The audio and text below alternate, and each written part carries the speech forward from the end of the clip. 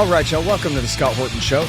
I'm the director of the Libertarian Institute, editorial director of antiwar.com, and author of Provoked, How Washington Started the New Cold War with Russia and the Catastrophe in Ukraine. Sign up for the podcast feed at scotthorton.org or scotthortonshow.com. I've got more than 6,000 interviews in the archive for you there going back to 2003. And follow me on all the video sites and X at Scott Horton Show. All right, you guys, on the line, I've got Gary Vogler. He wrote the book Israel, winner of the 2003 Iraq oil war, published by the Institute, which is in the middle of our fund drive right now. If you want us to keep publishing great books, we could use your support. And we've got matching funds, so stop by libertarianinstitute.org/donate. But welcome to the show. Gary, how are you doing? Great. Thanks. How you doing, Scott? I'm doing great. Very happy to have you here. And I'll never forget checking the Amazon reviews of Enough Already and seeing your review. Hey, I was in charge of the oil over there, and this guy's right about what was going on with that. So that was really great to hear and see. And then Grant Smith put us in touch, and I had the honor and the privilege of publishing your great book here, which I've just sat and reread. Which is just fantastic. And so let's get into it. You already had written a book, Iraq and the Politics of Oil, and you explain in your new book that it was some things that you had learned toward the end of that process that really got you started on the research for this one. So, in other words, you had a role in running Iraqi oil during the war, but you really didn't figure out what was going on until you looked at it in hindsight. Is that right? That's true. We were so busy over there during the pre-war planning and in Iraq that we didn't have time. As Jay Garner said when I approached him in 2017 and let him know that I failed him, he said, "Gary, don't beat yourself up." He said that we were so busy doing tasks back in 2003, we didn't have time to sit back and figure out who was telling us what to do and why they were telling us. We were just hit with tasks, and if we were able to complete 50% of them in a day, we felt like we were doing well. Yeah. So it was constant back then. Hey, before I get into this, I've got your book Provoked here on my desk, and I just want to congratulate you on a phenomenal book.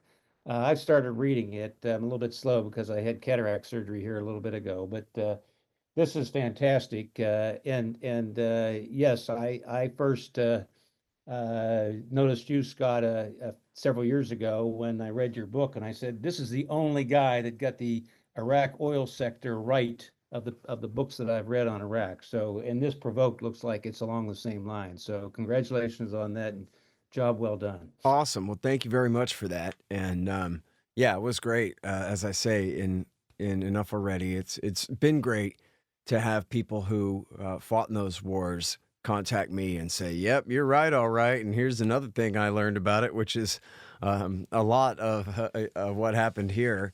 So take us back. Who are you? What do you know about oil and the oil business? And why would anybody give you a job running Iraqi oil during a war, and what exactly does that mean? Yeah, good question. Let me back up a little bit. I graduated from West Point in 1973, spent my time on active duty, and then I joined Mobil Oil and Exxon Mobil for 21 years, and left Exxon Mobil in early 2003, or 2002.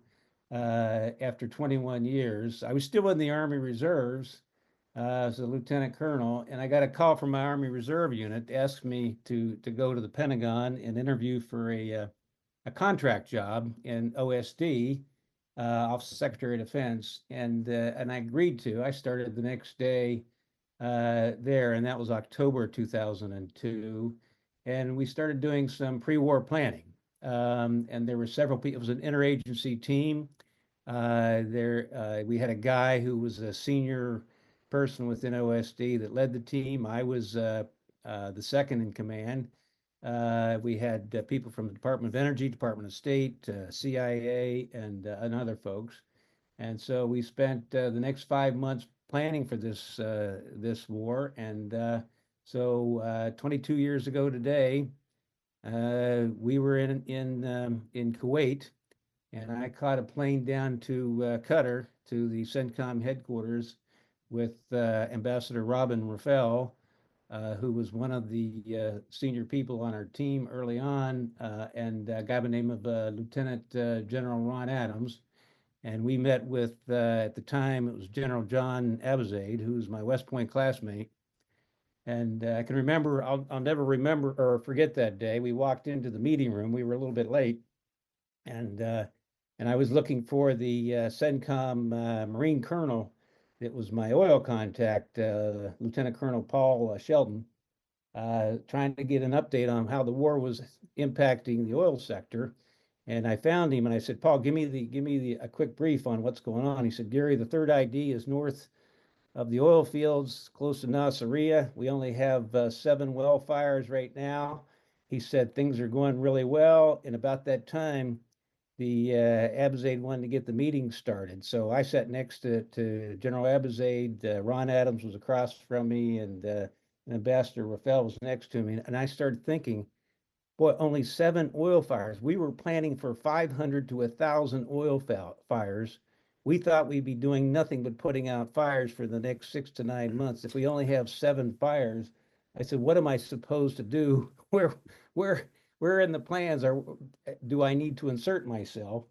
And about that time, someone said, Gary, General Abizaid asked you a question. And I looked at John and I stood up and I addressed the group. I said, I don't know whether you guys realize this or not, but from what I've just heard, I said, we are 6 to 9 months ahead of schedule for oil production. I said, this is phenomenal.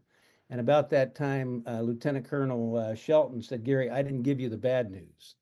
And I said, okay, what's the bad news? And he said, well, we said we had a CH-46 full of Marines go down on its way off to the oil platform. We lost all 20-some Marines. They're all dead. And about that, and I sat down. I felt like someone just kicked me in the gut.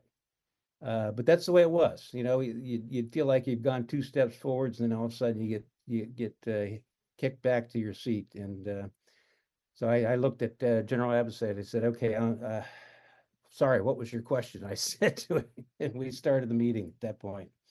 But yeah, I'll never forget that day. That was it's a real eye opener for me. But we were able to continue with our plan. We flew back to Kuwait and got ready for our movement into Iraq to link up with the leaders of the oil sector. And we were able to get oil flowing again in the south. Again, 6 to 9 months ahead of schedule. We weren't planning on having any oil flowing out of the Basra until late in 2003.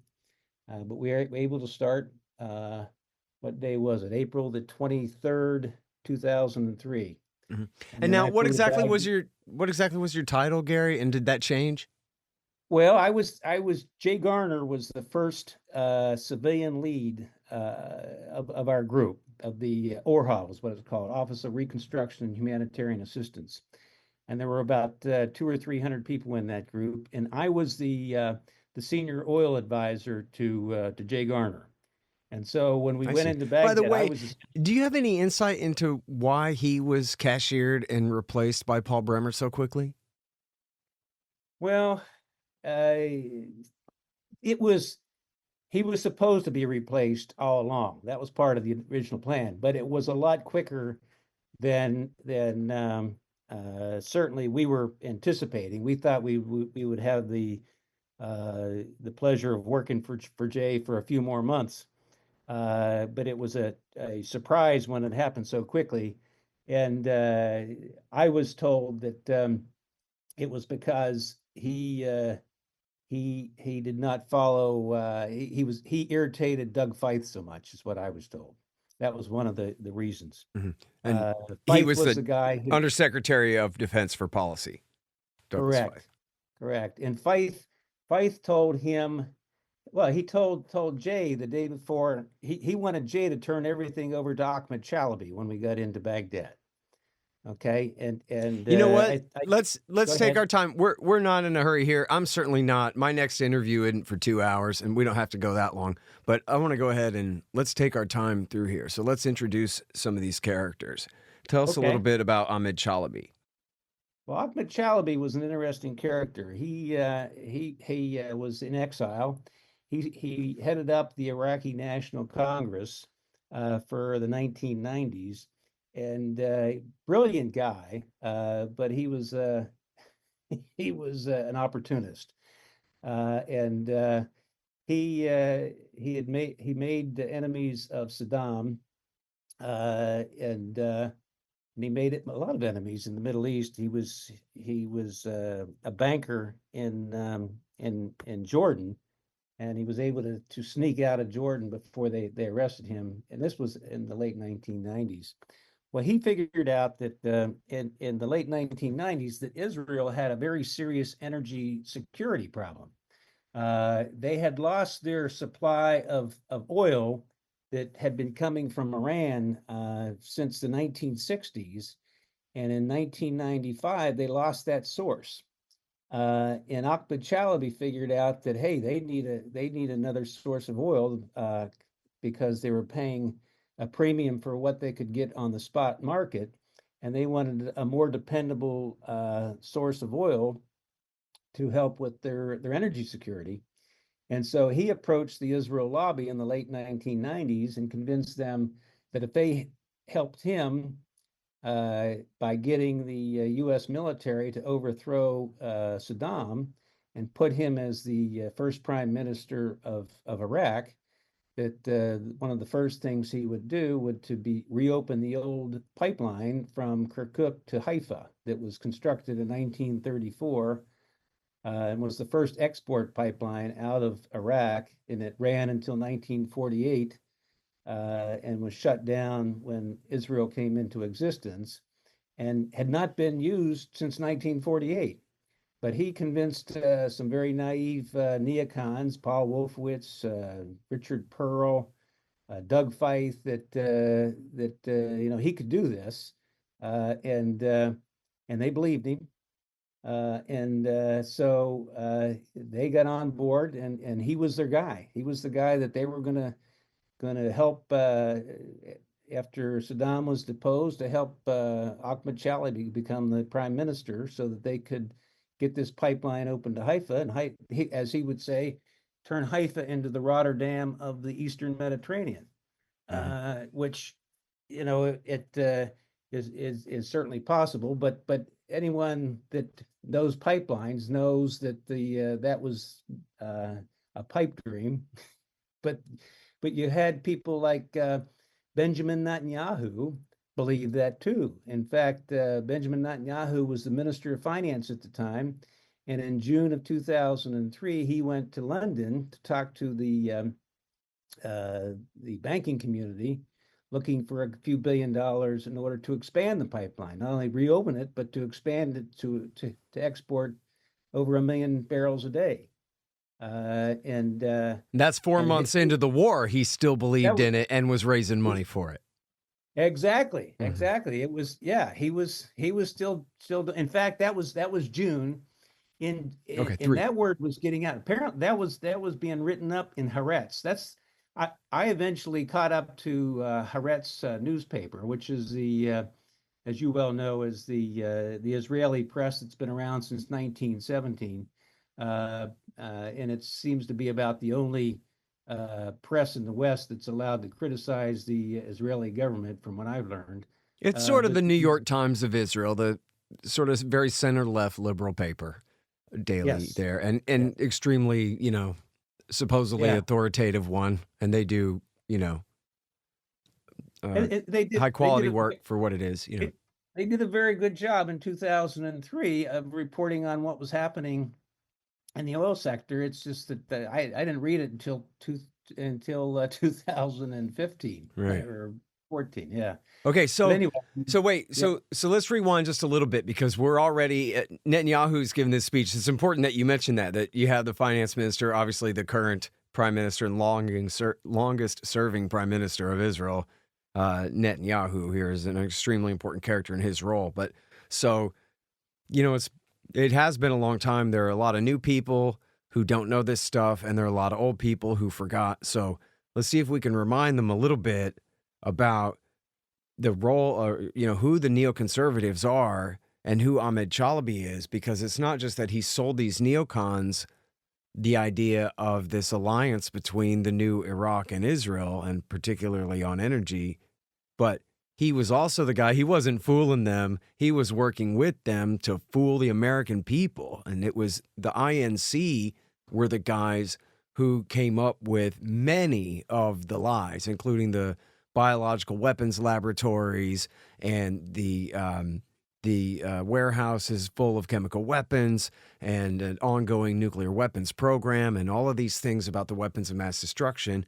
And we know, especially from the whistleblowing of the great Air Force Lieutenant Colonel Karen Katowski, and a hell of a lot of great journalism about it, that it was the neocons in the Office of Special Plans who were laundering those lies, doing a stovepipe end run around the CIA, which they were torturing lies out of other people, so they played their role, mostly on the Al-Qaeda part. But on the weapons especially, these guys in the Pentagon were laundering all these lies from the INC into the intelligence stream and straight to the White House.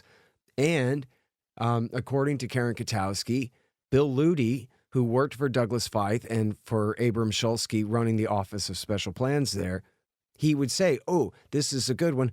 I've got to get this to Scooter. And she came to find out that meant Scooter Libby, the chief of staff of Vice President Dick Cheney. So can you tell us a little bit, Gary, about Scooter Libby? Who's he, and what difference does that make who the chief of staff of the vice president is, of all things?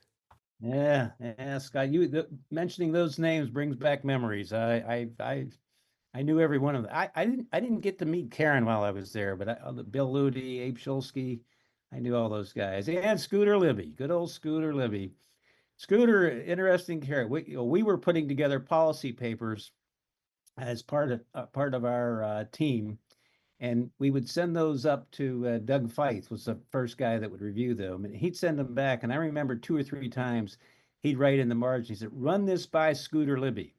And I can remember going to our lead, who was a guy by the name of Mike Mobbs, and I said, "What's Scooter? Is that another classified group that we need to run this by?" Thinking it was another classified group in the Pentagon. He said, "No, that's Scooter Libby." He said, "We need to get on the phone, give him a call." Well, Libby, I would find out years later. We called him, and the guy knew a lot about oil. I was surprised that he was a lawyer working for Cheney who knew a heck of a lot about oil. Well, come to find out years later, when I did the research for my first book, that he was the lawyer for the infamous Mark Rich, who helped. I told you that the Israel got all their oil from Iran from 1960 to 1995. Well, the guy Mark Rich was the guy that helped make that happen, and Scooter Libby was his lawyer. Wait, something really important just jumped out at me about those numbers. Wouldn't the Iranian Revolution be like just 2/3 of the way through that? You're exactly right. Yeah. Yeah, the oil stopped flowing for about a week, but Mark Rich had such great contacts in the Iranian oil industry, and they couldn't find anyone to sell their oil to, and so he and Scooter Libby were able to put together some great contracts, great deals to keep people's names, keep it very, very confidential, and keep that oil flowing from 1979 until the end of 1994.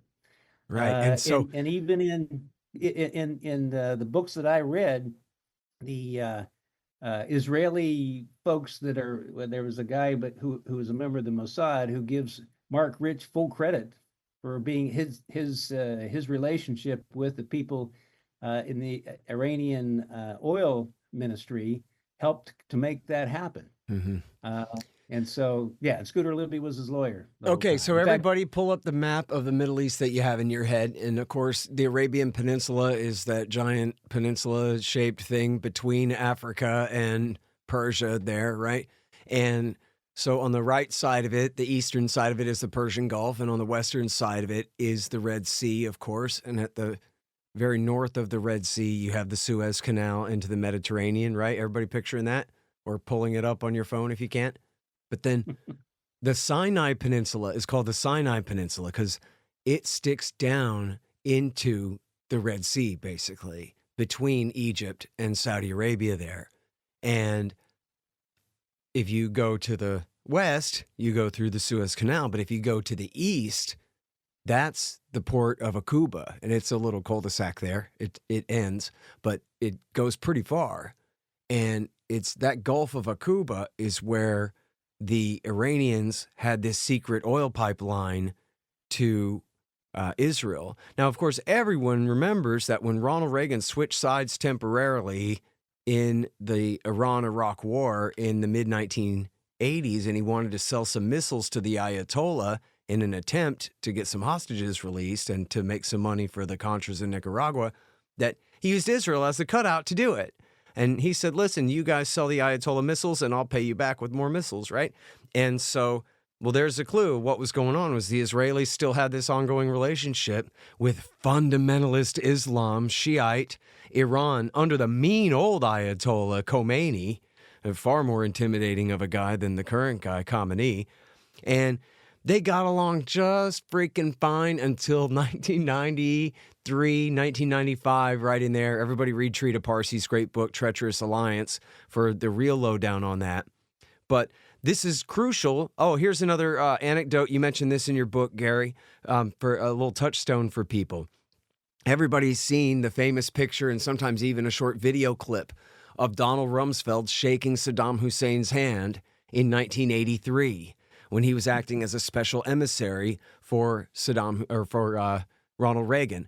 And this is in the book Rumsfeld by Andrew Coburn. He does the best job, I'm 99% sure this is where I got this from. He does the best job of explaining how virtually the entire purpose of that meeting was like, yeah, we'll give you money and weapons. But anyway, what we really want from you, Saddam, is for you to open up an oil pipeline to the Gulf of Aqaba. So can you talk a little bit about what was going on there? There already was, and that's obviously on Israel's behalf too, right? They're trying to basically link Iraqi oil to that same Mark Rich secret Iranian Israeli pipeline, right?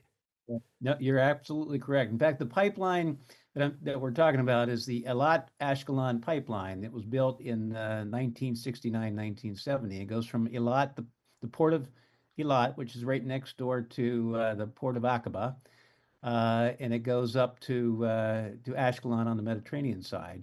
And it was referred to as the top secret pipeline. And I will tell you that I was working in Saudi Arabia on the Red Sea side of Saudi Arabia in working on shipments coming out of our refinery, and I did not know that pipeline existed. And in fact, when I first read about it in 2015, I approached the guy with Mobil Oil, who was our Middle East oil manager for a number of years. And I said, hey, if you were running a cargo of oil from the Red Sea to the Med, how would you do it? And he said, Gary, there are only two ways to do that. You either put it on light ships and run it through the canal, or you run it through the Sumed pipeline through Egypt. And I said, no, there's a third way. And he said, no, there isn't. And I said, yes, there is. I said, there's this pipeline through Israel. And his jaw dropped. He said that's the first he'd heard of that. So that's how well they kept that. It was called the top secret pipeline. And in fact, Israel passed the law in 2017 that said if anyone talks about or makes public any information about that pipeline today, it's considered treason, and you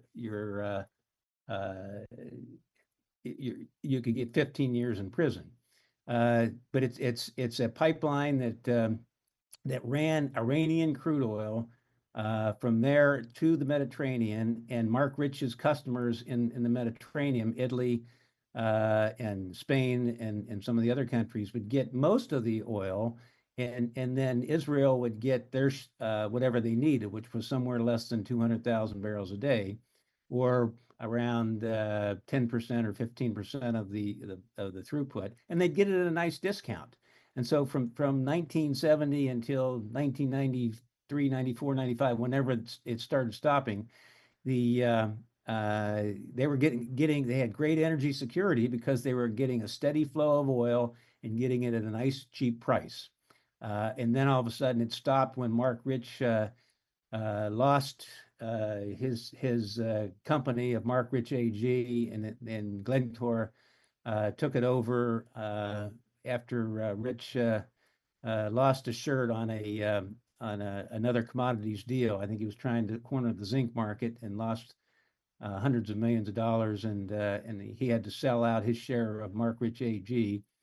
It was taken over by Glencore, and then Glencore didn't have the contacts that Mark Rich had in Iran, and so Israel was left to get their oil on the spot market, and they were paying a 25% premium, according to Joseph Pritzky, who was the Minister of Infrastructure in Israel in 2003.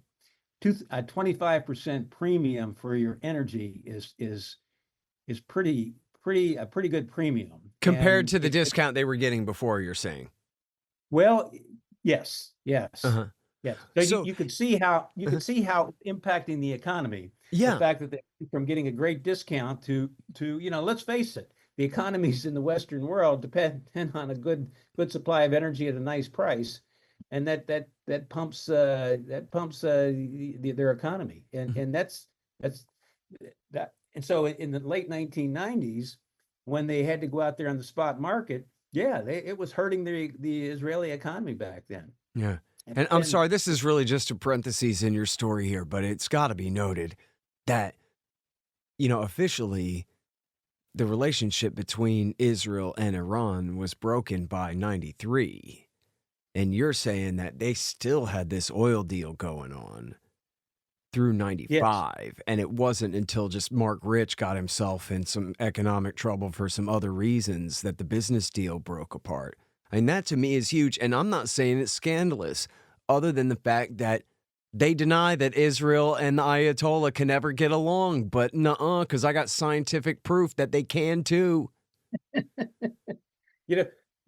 Scott, I learned something during my 75 months in Iraq is people that are sworn enemies, when it comes to making money, they can get along quite easily. We saw time and time again. Yeah, in Trita Parsi's book, he says the Ayatollah, the mean old Ayatollah Khomeini, would be saying, "Debt to Israel, I'll get you." And then that same day, they would be taking a shipment of Israeli missiles. And that was the reason that he was talking tough, was just to cover for their covert relationship. Yeah. Get out of here. That's the way the world really works. I wouldn't be surprised if the Ayatollah and Netanyahu are secret Tea Party buddies right now, with their little doilies.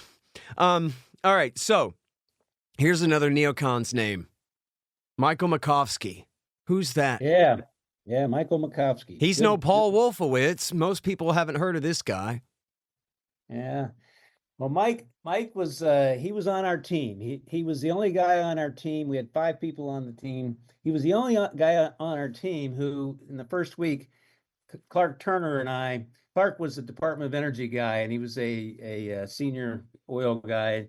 He and I were sitting there talking. We say, okay, we understand everyone's role on this team, but what's this guy Makovsky? What's his role? He's a young guy. He was at the time probably 35, 36 years old. Had no experience in oil that we could figure out. So we went to him in his cubicle and we said, Mike, we're trying to understand what your role is going to be on our team. And he said, you want to know why I'm on the team? And I said, yeah. He said, well, I'm Doug Feith's brother-in-law. And then he ignored us. And so I looked at Clark, we walked away, and I said, aren't there nepotism rules against this? And he said, nah. He said, he just doesn't want to share with us. Well, I would come to find out that, and it was reading an article years later, that Mike was, he went to Israel in 1989 to join the Israeli army and to join the Israeli Foreign Service. And my contact at the CIA that gave me the article said, I asked him, I said, what's this mean, the Foreign Service? He said, Gary, 98% of Israel's foreign service is Mossad. He said, unless you can prove otherwise, he's Mossad. And so when I look back at what Mike did, because he was the only guy on our team that refused to volunteer to go into Iraq. He stayed back at the Pentagon, and throughout my book, I identify things where he would call up and ask about. In fact, he asked in July of 2003, he called out there. He needed to find out the status of the Kirkuk to Haifa pipeline as he talked to me on the phone, and that was the first I'd ever heard of this pipeline. And I said, look, I know where Kirkuk is, but he was pronouncing it in this Hebrew pronunciation of Haifa. He was calling it Hafu. He said, Gary, he said, find out the status of the Kirkuk to Hafu pipeline.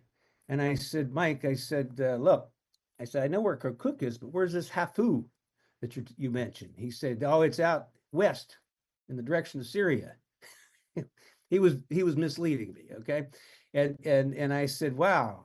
I said, does this have something to do with Wolfowitz talking about hiding WMD in pipelines? And he said, I can't discuss that. We're on a non-secure line. And so I said, okay. I said, let me see what I can find out.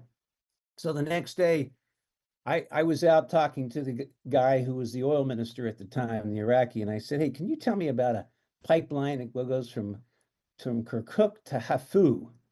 And I looked at him, and all of a sudden he got very serious, and he was tensing up. And I thought, oh, shoot, he's having a heart attack or something. And he said, Gary, you don't want me to ask that question of my organization. And I said, what do you mean? He said, well, he said, there are a lot of people in this country, and certainly a lot of people in the oil ministry, that think the only reason why you guys came in here was to take our oil and ship it to Israel. He said, if I go and ask about an old pipeline that went from Kirkuk to Haifa, he said, we will only be confirming their thoughts on this. And when he said Haifa, I immediately said, oh, shoot, I've been deceived by Mikowski. This is a political question. So I said, don't do a thing on this. I said, let me check with the people and see if I've got the question right. And I went back, and Mike called me and said, okay, what's the status? And I said, Mike, I said, you didn't tell me it was Haifa, Israel. I said, you led me to believe it was Hafu. I said, this is a political hot potato. I said, you put in writing what you want from me and why you want it, and I'll sit down with Ambassador Bremer before I go and get it. And all of a sudden, I heard the phone hang up. He went around me.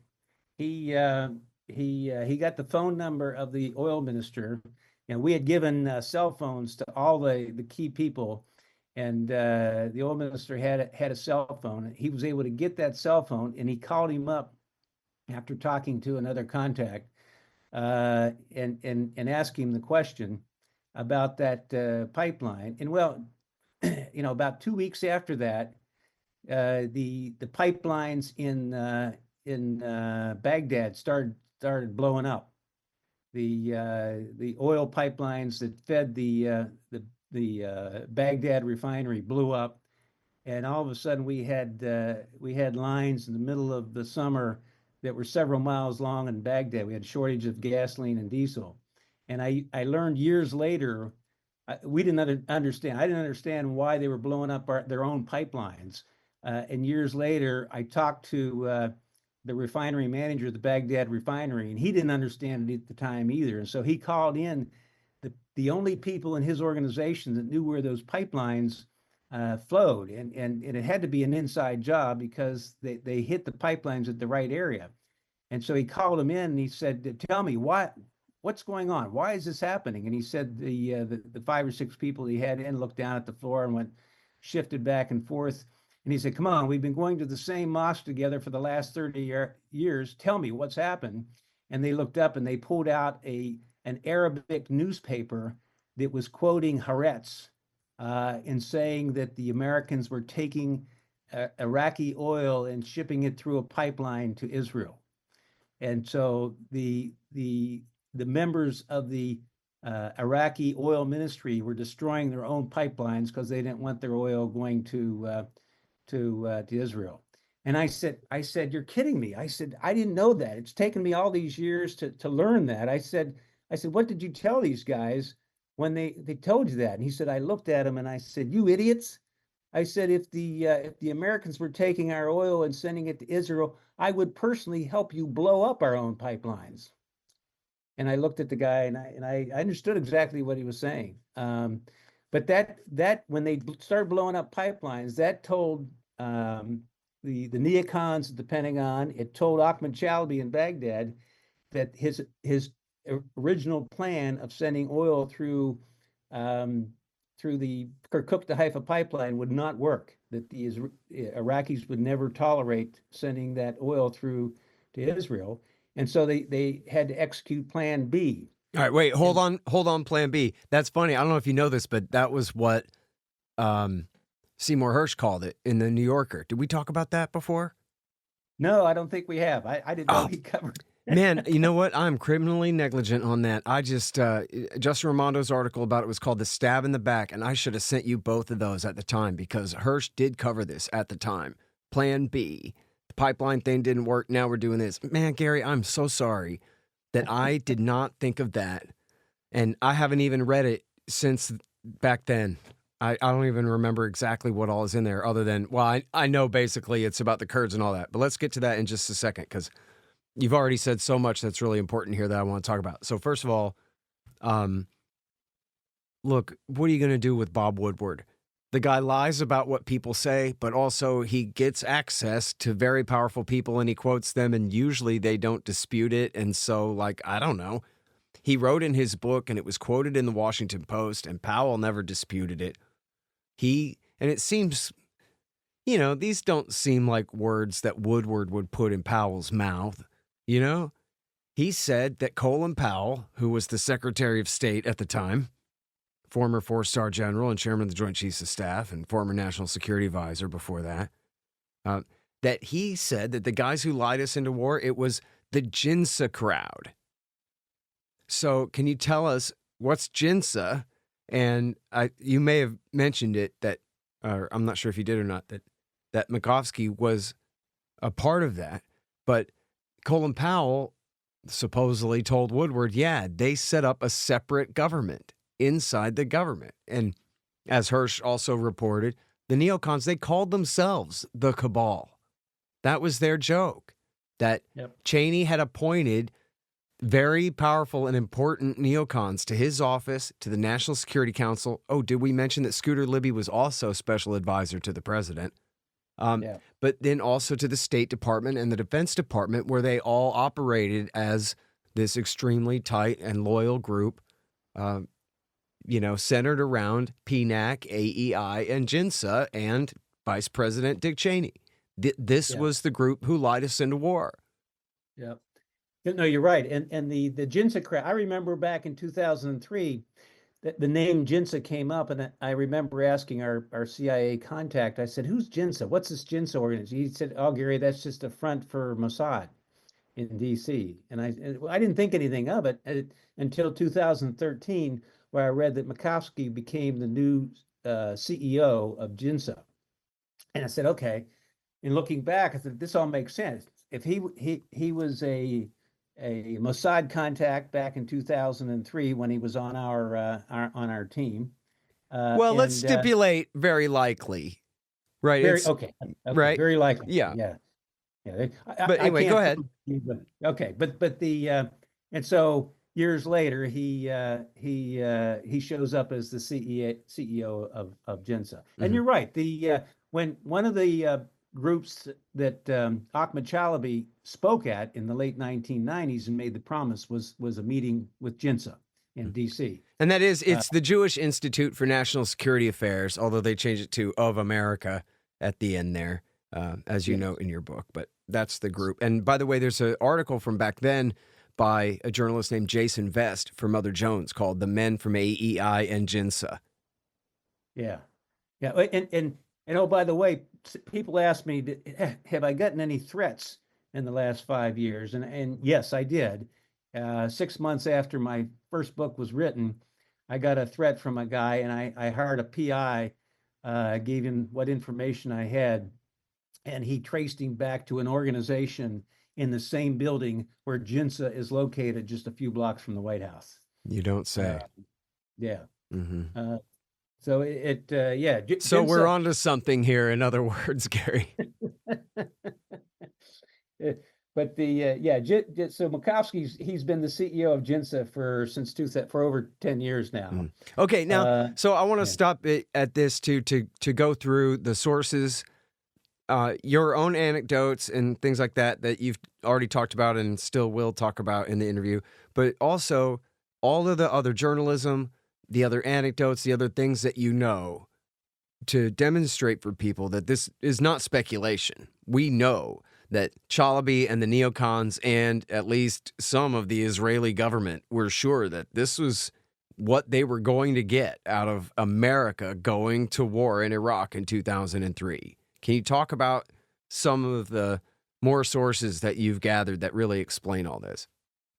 Yeah, the certainly I saw a lot of things while I was at the Pentagon and out in Iraq for the first couple years anyway, and things that didn't make any sense to me, you know. And for example, when Paul Wolfowitz ordered the destruction of a pump station out in Anbar province, that made absolutely no sense to me. And I had generals that would approach me in 2008, 2009, 2010, say, Gary, why did you destroy that pump station out in Anbar province back in 2003? I said, I have no clue. You'd have to ask Paul Wolfowitz. He's the guy that ordered that pump station destroyed. And it was destroyed because it was a pump station on the pipeline that took oil to Syria, that had operated up until Wolfowitz decided to destroy it. And that was the pipeline through Syria. It was the one that replaced the old Haifa pipeline back in that was shut down in 1948. You know, the Iraq Petroleum Company, which was the old uh, company back then. When the king had them shut down the Haifa pipeline, they had to immediately build this pipeline through Syria for their exports, and that started operating in 1952 and operated every year until Paul Wolfowitz decided to blow up the major pump station back in April of 2003. And that thing, the story on that was when we were going through the planning process at the Pentagon, we put it together, the plans that were approved by the president's cabinet. Okay, the policies that they approved included that there would be no oil infrastructure intentionally attacked during the first part of the war. And so we were going forward with that, and that was the policy. And then late in the process, Mikowski called a meeting of our entire group, and he said, "Hey, I know we've said this, but we need to have one exception. We need to blow up this pipeline or this pump station in Anbar province that takes oil to Syria." And he says the reason why we need to do that is we need to hold Assad responsible for taking or smuggled oil from Saddam and bypassing the oil for food program. And so we need to blow this thing up. And I said, Mike, I said, that makes no sense. He said, what do you mean it makes no sense? I said, well, I said, that pipeline was paid for, constructed, it's operated by the Iraqis. I said, if we blow that up, the only thing that Assad will, his punishment will be the tolls going through that pipeline, which is less than 5% of the value of the crude oil that goes through.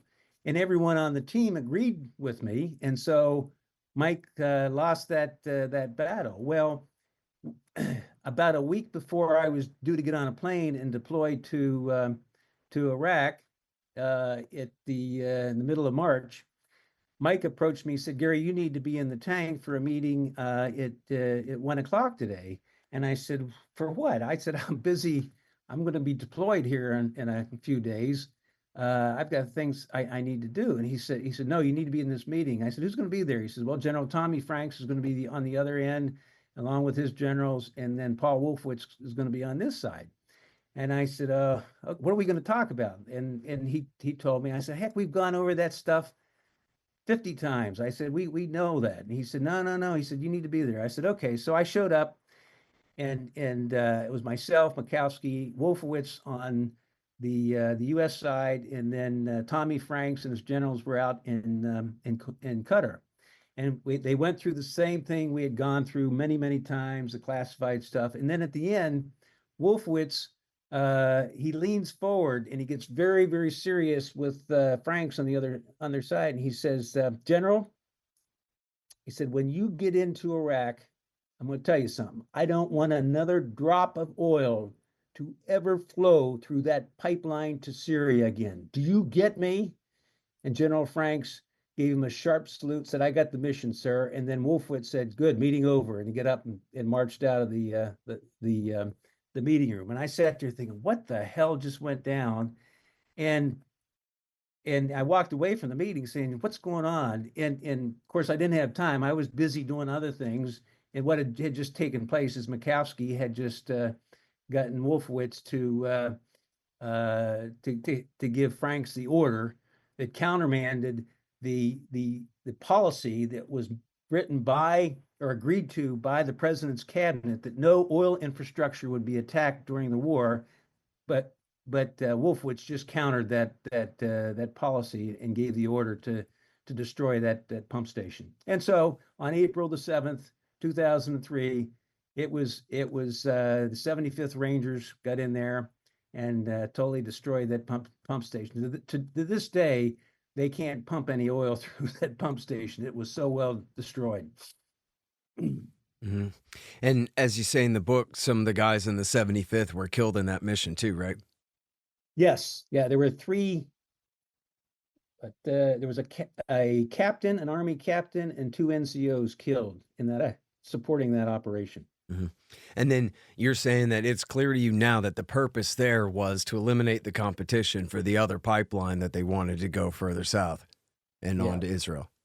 Yeah, that's my conclusion, but that was also the conclusion made by an article in The Guardian that was written about the same time that I didn't discover until 2015, where they were interviewing a former CIA guy, essentially saying the same thing. Do you remember who wrote that?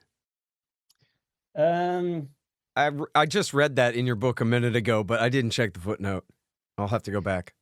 My memory's not as good as yours, Scott. You've got tremendous memory. I forget the guy that wrote it, but I'll find it. I've seen it 1,000 times. But yeah. Hey guys, I've had a lot of great webmasters over the years, but the team at expanddesigns.com have by far been the most competent and reliable. Harley Abbott and his team have made great sites for the show and the Institute, and they keep them running well, suggesting and making improvements all along.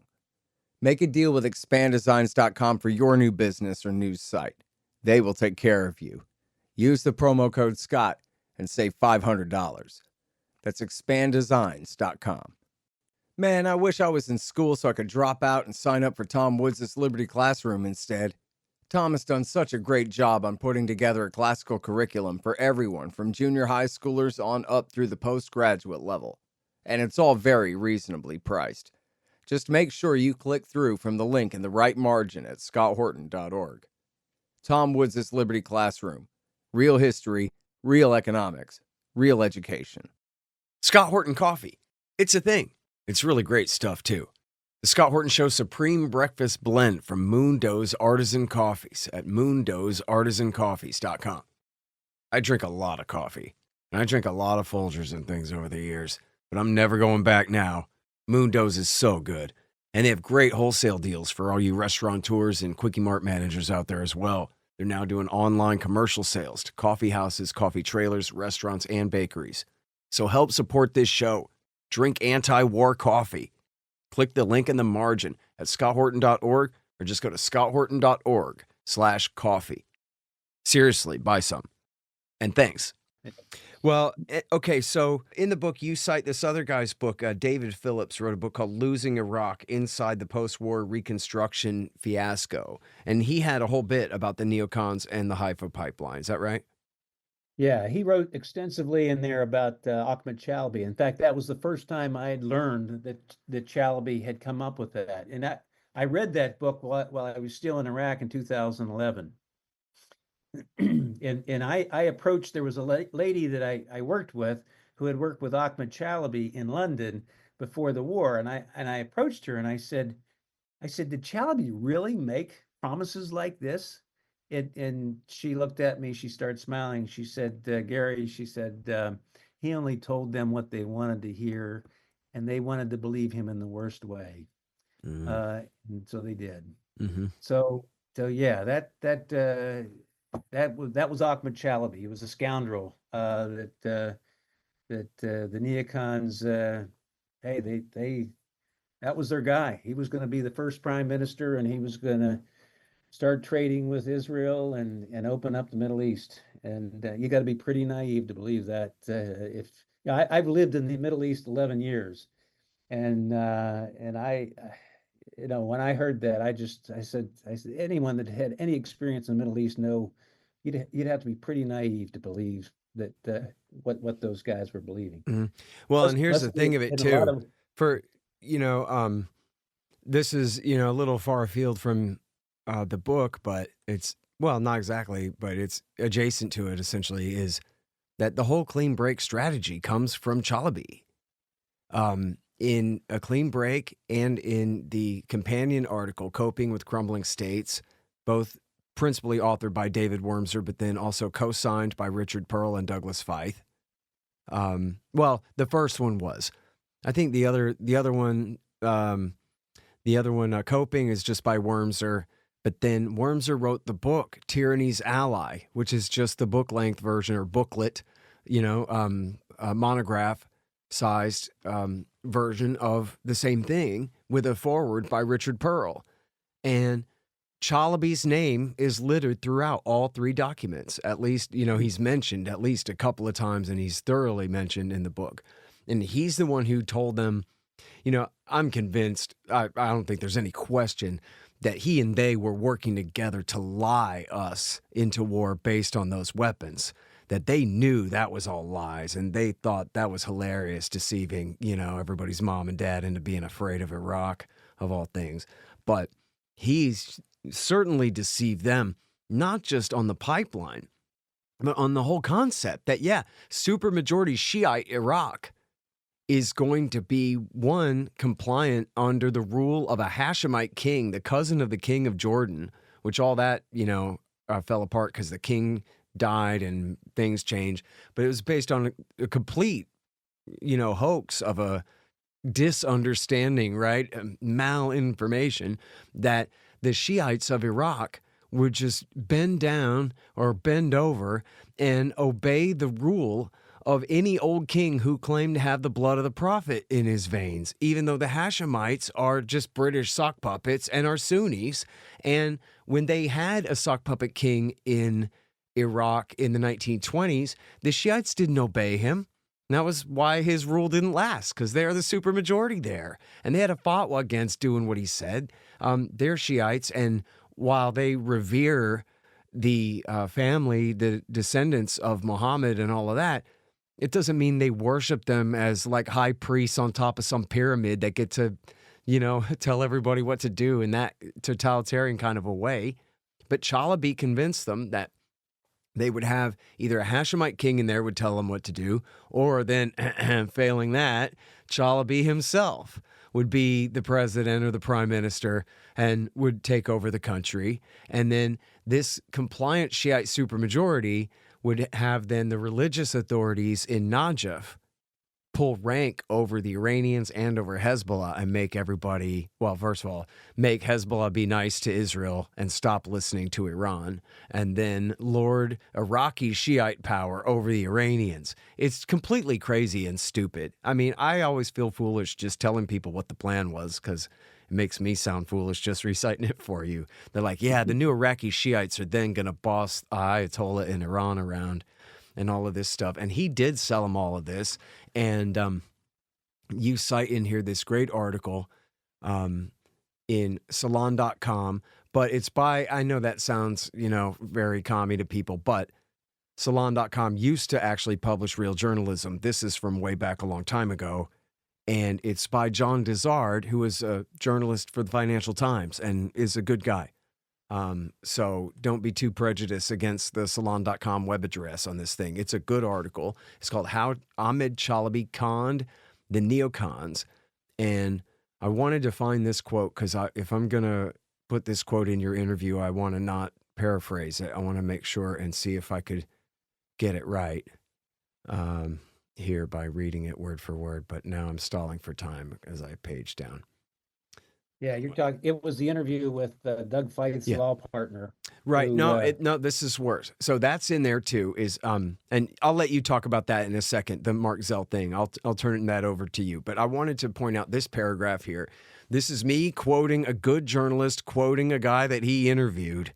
So don't anyone get this twisted about what I mean by it. The point is what he meant by it. So everybody be a grown up about this. When I read this paragraph.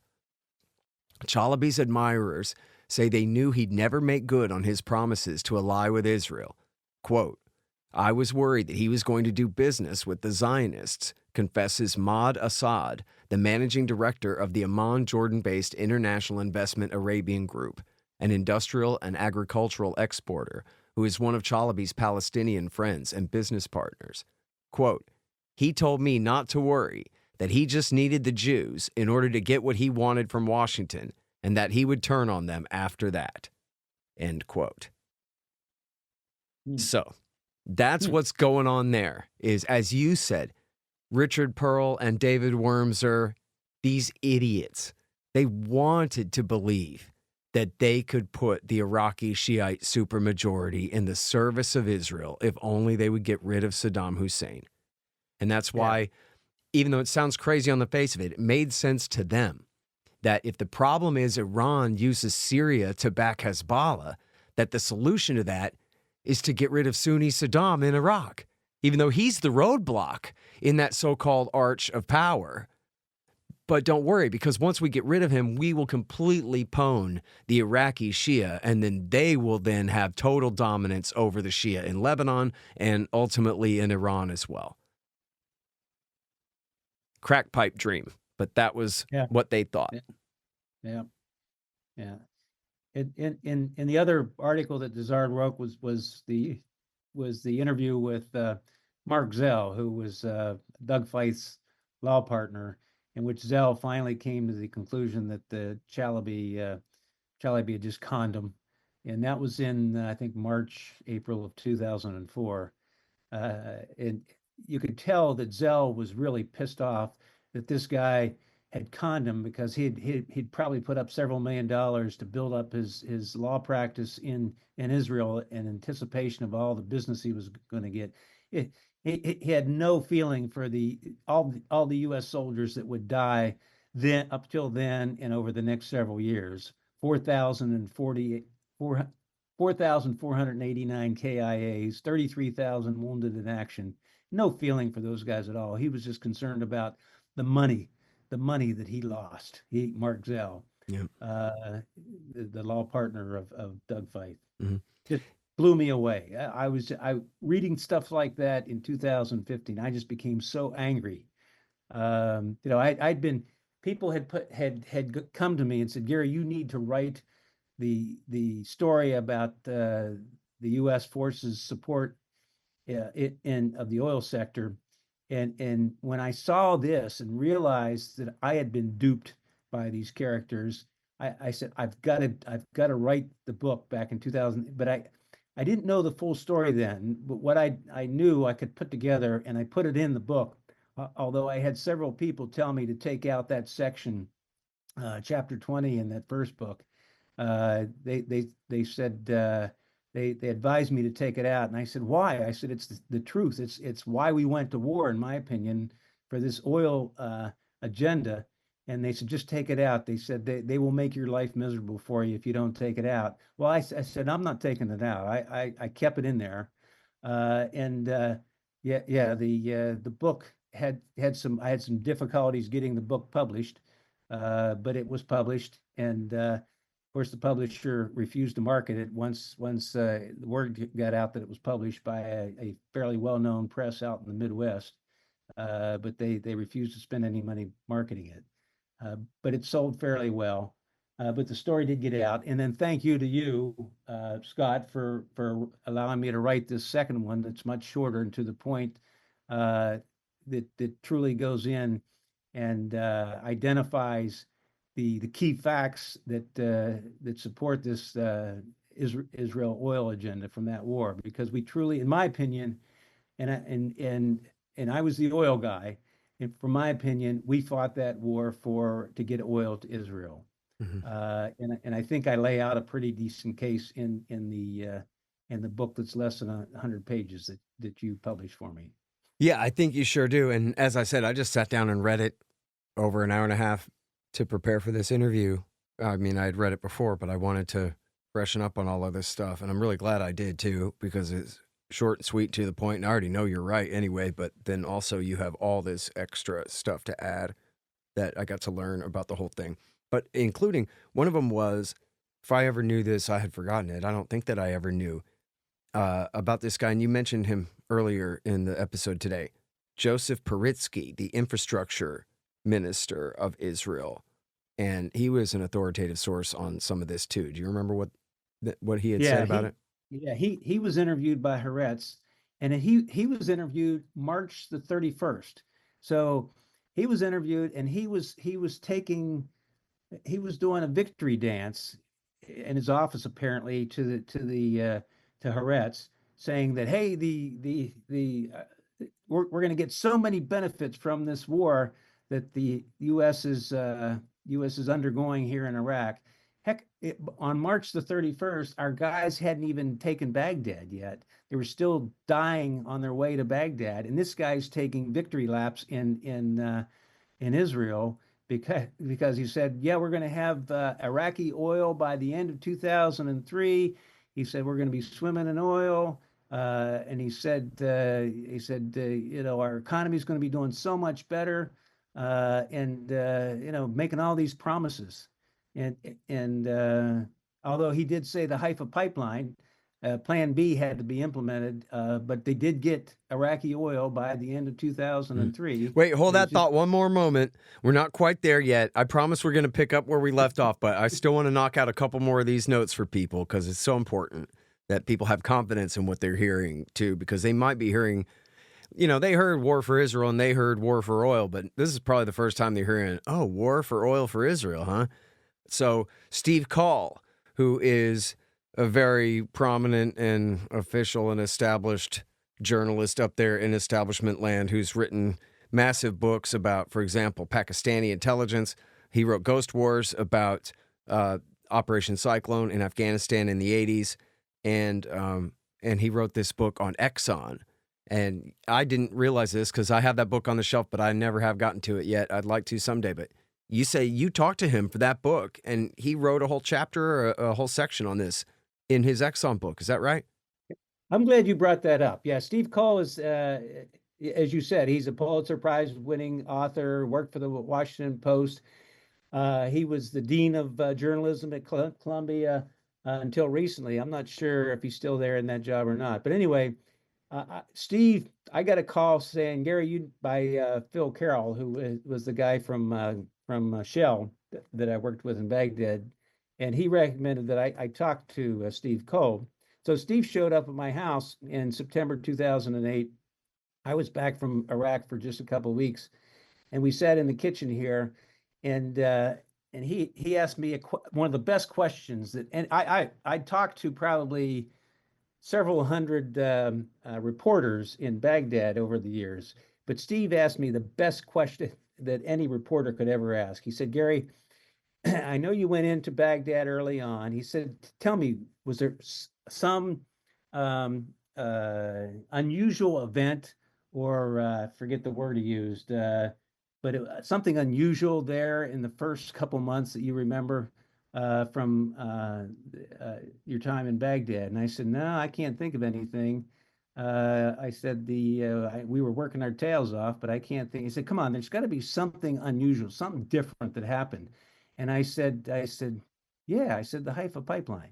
And he said, what the hell is the Haifa pipeline? And I smiled at him. I said, those were my words exactly when I was told by Mike Mikowski calling from the Pentagon that he needed to know the status of the Haifa pipeline. It was people at the top, the civilians at the Pentagon, that needed to know the answer to that question.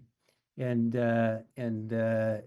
so I told Steve, I said, look, Steve, I said, let me tell you what it was. And I said, look, I said, when I left ExxonMobil, I said, my understanding of what drove decisions in our government, I said, I was very, very naive. And I said, after doing working for the government for the last 5 or 6 years, I'm still very naive, but this is what I know. And so I told him that Mike had called out and asked about this pipeline, and it was a high priority.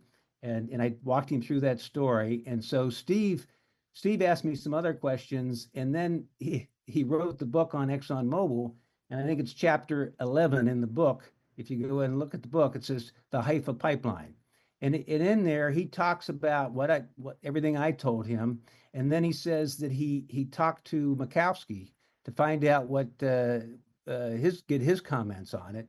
And the only thing Mikowski says in the book is that it wasn't any senior person at the Pentagon. It was just the Israelis that were interested in it. And so my question is, what's a junior analyst at the Pentagon doing talking directly to the Israelis unless he perceives them to be his boss? And that's what I put in the book.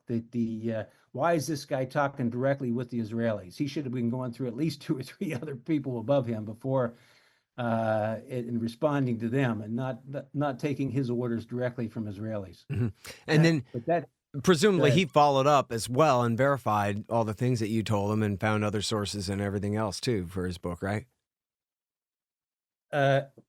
Steve did. Yeah, well, that's the book. Yeah, he if you read chapter 11, it talks about the Haifa pipeline, and yeah, he talked to me, I don't know who else he talked to, but he felt like that was important enough that he dedicated a chapter to that pipeline. And look, Yeah. I mean, who knows what is in the guy's mind, but it's a fair speculation that he might think twice about doing something like that. And maybe that would be picking a fight with people you don't want to pick a fight with about a thing that, I don't know, he could let slide and not bring up if nobody else knows about it anyway. And he decided that he wanted to. So that's presumably courageous on his part, I would think, for a guy of his station, Maybe he never thought twice about it because he don't give a damn because he's just a journalist, in which case that's great too. But I like that he would go for it. And of course it's true. It's an important part of history. And then, so here's where we left off, is where we pick back up again, is 3 months into the war, then finance minister and fellow member of the Likud party with the prime minister, Ariel Sharon, although his sort of political rival inside the Likud, he goes to London and he gives a speech to who now? To the London financial groups, investors, probably in the city of London, I would guess, the banks and the financial and folks in London. Mm-hmm. And then he tells, he's trying to sell the fact that he needs investment dollars of at least $1 or $2 billion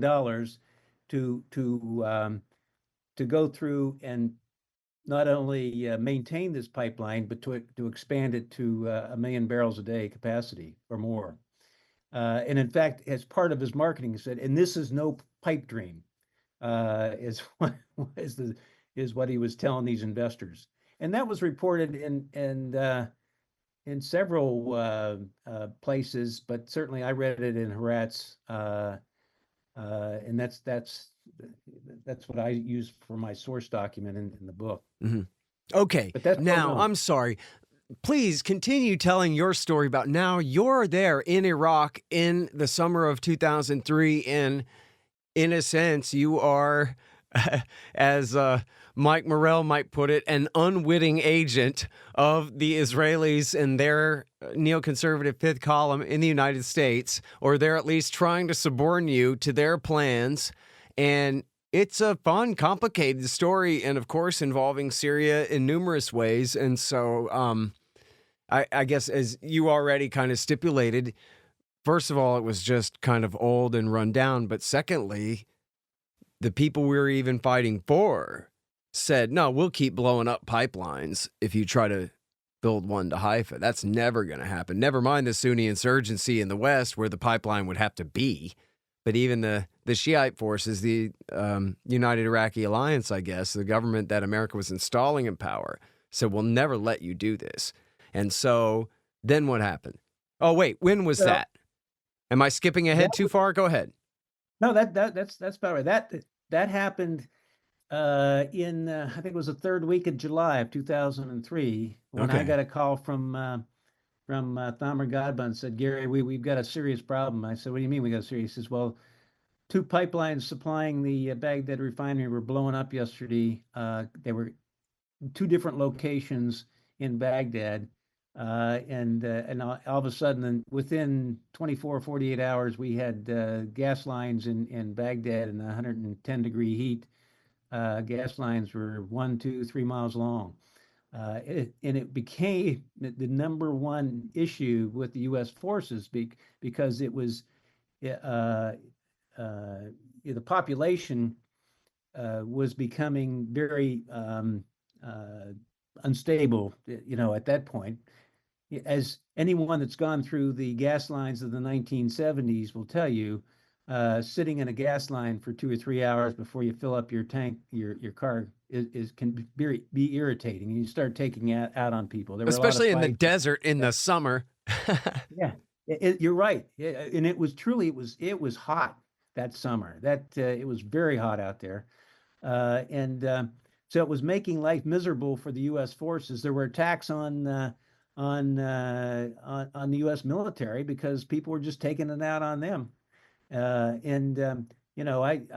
tell the story in the one book where the poor 101st up in Mosul, they were trying to maintain the peace around a gas station in town, and one of the guys got dismounted from his vehicle and went over to help sort out some problems, and someone came up behind him, put a pistol between his flak jacket and his helmet, and blew his brains out. So Petraeus was the commander of the 101st up there, and he was trying to figure out how he could get more gasoline and diesel into the population to try to keep things under control. And I can remember he wrote me, he sent me an email one night, and he said, Gary, I need your permission to cut a deal between the governor up here and the Syrians. And I wrote him back, and I said, General, if I gave you that permission, the Makowski, the neocons back at the Pentagon, would have me fired within 24 hours. I'd be on a plane back out of here. And he said, my soldiers are dying because of this lack of fuel. And I wrote him back, and I said, hey, we learned in our plebe year at West Point that the commander has inherent authority to do what he needs to do to protect his troops. I said, you've got more authority than I could get you. And he said, I got it.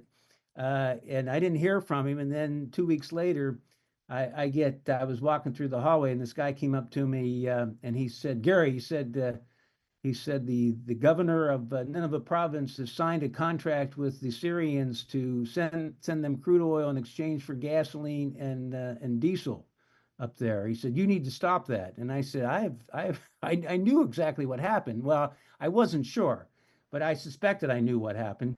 And I said, I have no authority over governors. So I walked away from the guy. And then I got a call from Makowski that night saying, did you give permission for this to happen? I said, no, I knew that if I did, you'd have my butt fired within 24 hours. And he didn't say anything. And then he said, did Petraeus? And I said, I don't know who gave permission, and I really have no desire to find out but I said, why? He said, well, if we find out it was Petraeus, he's going to be one sorry general. And then he hung up on me. And he refused to even listen to the fact that U.S. soldiers were dying.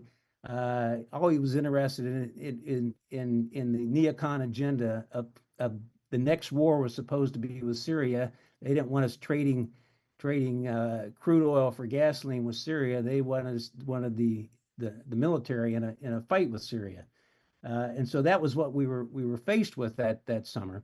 But anyway, we eventually got things calmed down. We were able to get things going, but the can I go to Plan B yet, Scott? The floor is yours, sir. Okay, Plan B.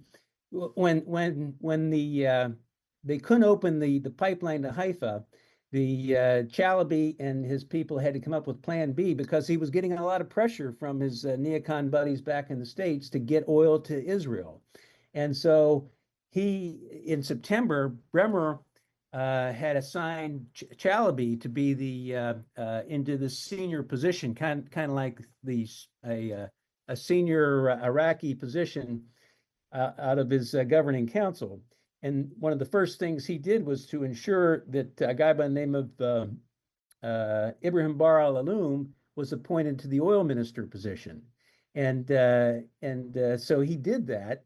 And one of the first things that Ibrahim Bar al-Aloum did was he called in the guy who was the director of the state oil marketing organization, the guys that sold crude oil, a guy by the name of Mohammed al-Jabouri.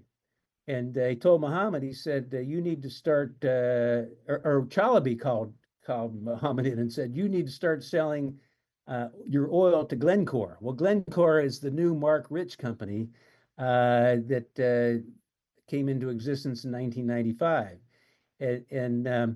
And we had agreed that there would be, we being Bremer, Phil Carroll and myself had agreed that there would be no oil sold to traders, to brokers like Glencore, because that's where. Wait, let me stop you right there, just on a point of confusion there about, because you mentioned Glencore earlier as the company that Rich had to sell out to back in '95. So then he later took control of it, or what happened with that? No, Mark Rich went away. The financial group in London, led by the Rothschilds, bought out. I see. Rich. So it wasn't Rich anymore, but I guess Chalabi was still close to him, though. Anyway, huh? I mean, not Chalabi, Libby. I get those two confused. Well, I don't know whether Libby was still involved with Glencore or not at that point, but I would get, well, at that point, Glencore, they used a lot of the same employees. They just changed out the leadership, and so they were still trying to get oil to, and to this day they deliver a lot of oil to Israel, and so the Chalabi and the neocons knew that if they could get Iraqi oil to Glencore, it would be delivered to Israel. And so the Chalabi told Mohammed al-Jabouri, you need to start selling to Glencore, and he refused because Mohammed agreed with Phil and myself and Bremer's order that selling to traders like that only encourages corruption, and he didn't want to be part of that. So he refused. So Chalabi had Bar al-Aloum, the oil minister, fire him, and they brought in a new director that would start selling to Glencore. And so in October 2003, Glencore started picking up oil at the port in Ceyhan, Turkey, that they could deliver to Israel. And it was after that we started getting the pipelines delivering oil to Ceyhan. The port of Ceyhan in the north kept being attacked. It seemed like every week they would attack them. You know, that pipeline could deliver up to 700,000 barrels a day to the port of Ceyhan, but in late 2003, 2004, they were lucky to average a couple 100,000 barrels a day, and so and they kept attacking that. Well, that was in 2004, 2005. The neocons got back in action. What they did was, and Mikowski was involved in that. I understand, the key to this is the oil was safe to go because it was in Iraqi Kurdistan, protected by the Barzani gang or the Talibani gang, and therefore able to go from there straight through Turkey, and where the Iraqi Shia or Sunnis couldn't get at it to blow it up. Is that basically right? Well, that oil flow didn't start until 2013, Scott. What I'm talking about 2003. In So they're just 2013, going down to Kuwait, to the Gulf? well, in 2003, there was oil that flowed down to the Gulf to the Gulf. But the way Israel got theirs was it went through the northern pipeline through Turkey to the port of Ceyhan.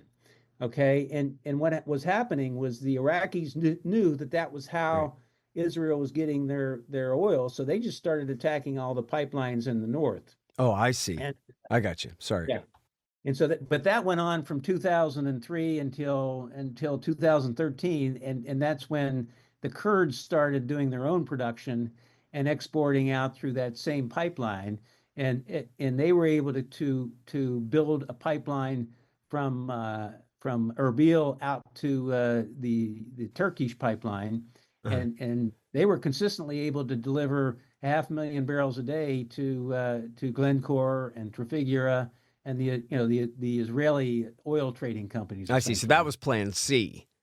That was Plan C. So Yeah. Plan B, in other words, they took a more northern route and didn't go straight to Haifa. They just took a long cut through Turkey, but then they're still selling it to Israel anyway. But then that pipeline faced the same problem that the pipeline to Haifa would have, is that people kept blowing it up, but I guess they just kept repairing it. And that lasted for years, I guess. Yeah, and we had no idea back why they kept attacking that pipeline, and in fact the Mikowski and the neocons had a special bill passed in Congress authorizing something like $270 million to put in greater security for the northern pipeline, and they actually put in a fenced area. We spent a lot of money putting in a special secure area to secure that pipeline up there, but they continued to attack it. And it wasn't until 2007, 2008, when Petraeus came out and the political situation was getting so much better that the oil started to flow to Ceyhan at a much higher rate. But But now the Islamic State invaded and conquered all of Western Iraq in 2014. So what happened then? Do you know? Well, that's when ISIS came through, they took over all that part in the northern part in Mosul and down to Beji and the northern part of Iraq. They controlled all that, but the Kurds still had their area up in Erbil and that, and they were able to build the pipeline from there over to the Turkish pipeline in 2013, 2014. So at that point, they were the only oil production that was flowing to Ceyhan. And it was probably not until about 7 or 8 years ago that the Iraqis were able to start back up the production in the north, but they couldn't get the pipeline flowing again through the northern part of Iraq. And even today, they can't get that oil flowing. So they have to run the oil up to Erbil, and they send it out to Ceyhan, and that route. But from 2013, 14, all the way up until about 2 years ago, there was roughly 500,000 barrels a day going out to the traders that would pick it up from Ceyhan, and then it would go to Israel. And the problem was that the Baghdad government refused to allow the Kurds to export that, and they considered it to be smuggled oil leaving Iraq. And so any country that received that as an import, the Iraqis would try to seize the cargoes. And in fact, they were very successful down in Galveston with a cargo that was coming in from Iraqi Kurdistan, and the judge ordered a seizure order for the cargo, but it was still offshore, and the word got to the captain, so he reversed the ship and took it back to Israel and offloaded in Ashkelon. There was another ship that tried to offload in Canada, and the same thing happened. There was a seizure order up in Canada, and so the ship was able to get it offloaded in other ports after they turned off their transponder. But what I'm saying here is that the Israel was the only country that could accept oil from the Kurds for several years there, because the Baghdad could not execute a seizure order from Israel, and so all that oil, roughly few 100,000 barrels a day, was going to Israel, and so they were awash in real cheap crude oil for several years, and in fact, they had so much oil that they were exporting the oil. They take it into Ashkelon, send it down that pipeline to Eilat in the Red Sea, and export it out of Eilat to other customers, and that way it would lose its source of the product, being Iraqi Kurdistan, and Baghdad couldn't execute a seizure order at that point. And so that went on for several years, and the Israeli traders and essentially Israel did very, very well with that, because they were getting cheap oil, heavily discounted oil, and all they wanted, and that lasted until 2023, so about 10 years. They were able to get this access to this oil, and then unfortunately in 2023 the Turkey shut down the pipeline because there was a international arbitration squabble between Turkey and Baghdad, and Turkey lost the battle. So Turkey they shut down the pipeline, and they're still in negotiations right now as to when and how they're going to start back up. All right, now you have a short section in the book about the troops that have been left in Syria since the end of the war against the Islamic State, Iraq War III, as I call it, which also took place in eastern Syria until the liberation of Raqqa in late 2017, early 2018. So the troops have remained. Trump talked about the oil. Biden kept them there. At least part of their mission was keeping the wheat out of the hands of the regime as well. But what role do they play in your story here? Yeah. The Trump decided to keep them there in the eastern oil fields of Syria.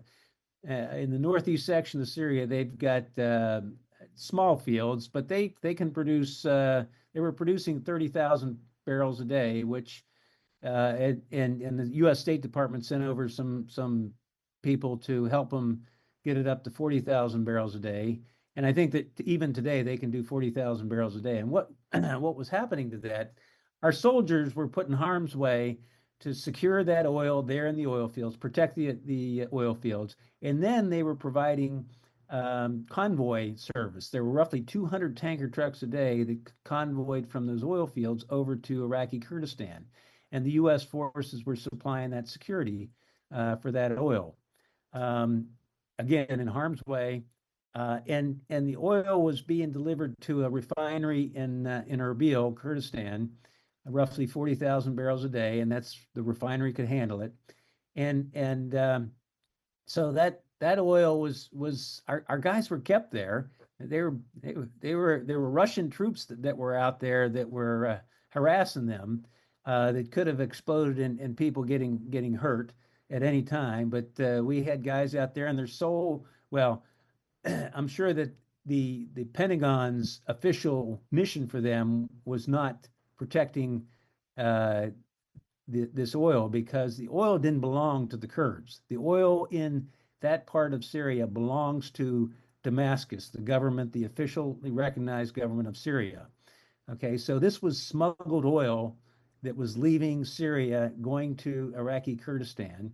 And at the time when they first started doing it, it was going in there so that Iraqi Kurdistan could export more of their oil out to Ceyhan, that would eventually go to Israel, or certainly to Glencore, Trafigura, or any of the other oil traders that handled that. So it was to benefit the same people that were benefiting from Iraqi Kurdistan oil, but at higher volumes. And the timing was good because the Kurds were losing volumes from their production, and so to get the 40,000 barrels a day in from Syria helped them to increase their export volume so that they could maintain the higher volumes. But the point being is we've got, and I think it was something like 900 troops there in eastern Syria in harm's way, protecting a smuggling operation that had been going on for several years, and so that was the only reason for being there, from what I could see. From my contacts at the Pentagon, their primary reason was to protect that oil for the Syrian Kurds. Mm-hmm. So now they called it the land bridge, and they said it was all about preventing Iran from shipping weapons to Hezbollah through there because somebody turned Iraq over to the Shiites. So, but and of course also hunting down and fighting the last of the Islamic State terrorists there was their other excuse. But you know what? Your explanation makes a lot more sense, I think. Yeah, because you can get caravans of guns or weapons or anything if you pay off the right people. Well, they can fly planes into Damascus up until last December when America helped Al Qaeda take over. Those troops were there just to protect the oil. And in fact, I read something where, what was the name of the group, the Russian contractor, military Wagner, yeah. That Wagner was sent in to attack that installation because they wanted to get access to the oil, and apparently we called in the Air Force to wipe out the Wagner group as they were massing to attack those oil fields. Apparently we recognized what was going on, and we sent in the Air Force and killed them all. I always wanted to learn more about what happened with that episode. So yeah. All right. Well, tell me, Gary, are there any other major important points that you want to make about this story before I let you go here? I think it's such an important one. I'm so appreciative of your time here.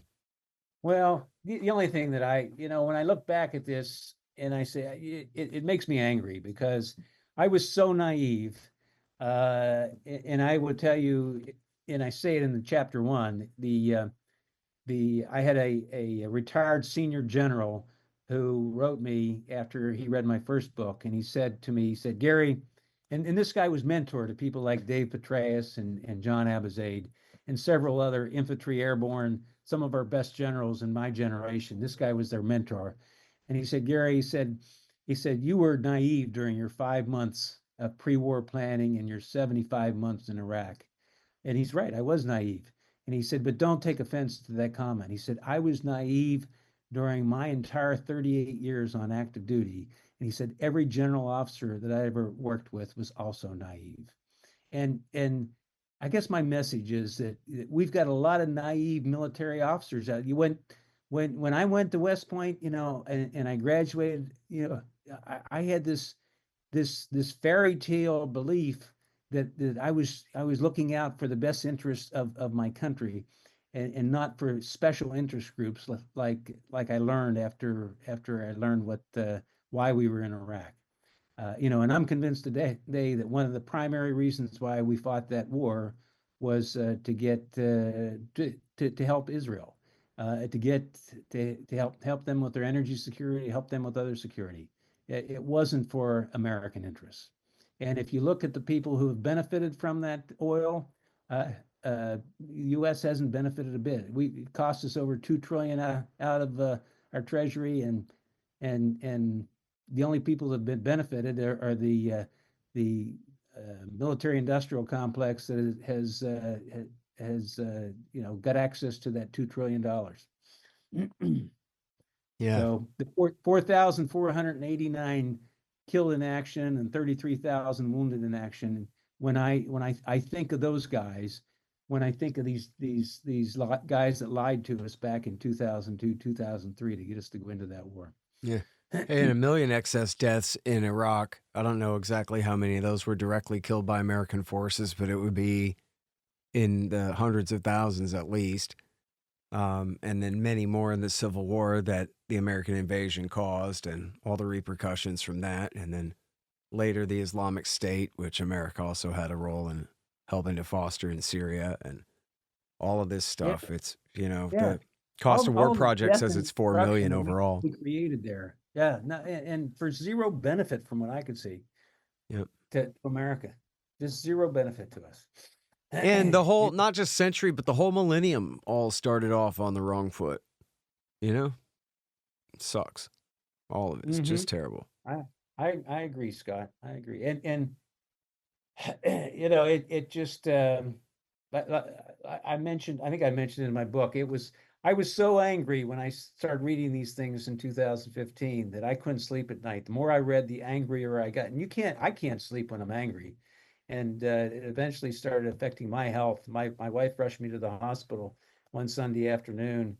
I thought I was having a stroke, but it was just the high blood pressure. And I've learned how to control it, but every time I get into these discussions, I feel it just taking off on me. So I better calm down. I'm getting angry again. Yeah. Smoke more pot. That's what Jeff Phillips would say. Well, I've never done that. I don't plan on doing it, but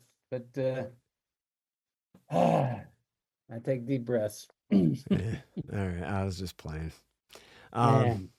All right. Listen, I can't tell you how much I appreciate your time and your expertise on this. I mean, your part of this story is hugely important, and now it's a permanent part of the record. So, everybody, the book is called Israel, winner of the 2003 Iraq Oil War, Undue Influence, Deceptions, and the Neocon Energy Agenda by Gary Vogler, published by the Libertarian Institute last year, and it is our fund drive. And so, you know what you can do? You can donate to the Institute, and you can get this great book as a kickback. How do you like that? Just go to libertarianinstitute.org/donate. And thank you again so much for your time, Gary. Really appreciate you.